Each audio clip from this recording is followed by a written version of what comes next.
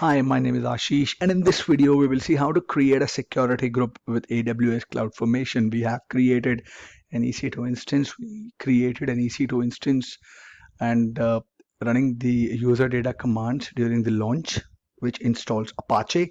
And now we will create a security group with Cloudformation. Let me just create a template, show you guys, and I'll come back. I've made the changes in the template. Let me show you that. I have mentioned the security group ingress, which is allow HTTP to the client host. It is an inbound port for 8080. Everything else remains the same. I will replace the existing template to create it. All right. So I am on to my, let me just start from the beginning in the CloudFormation. This is my EC2 Apache template. I'll select it. I click on update. I'll replace the current template. I will upload a template file. It is uploading my template with the changes that I've made. Click on next, review, click on next, and update the stack. Update is in progress. I'll pause it and come back when it's done.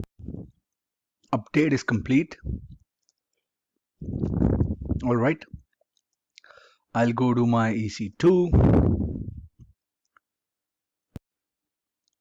my two running instances. It is terminated because I updated the stack. It's initializing. Select it.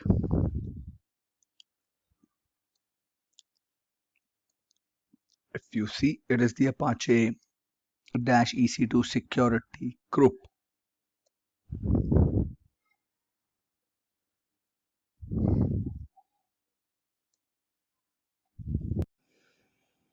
It is running. So if I access the URL here, let's see how it goes. See, Amazon Linux AMI test page. It is the URL of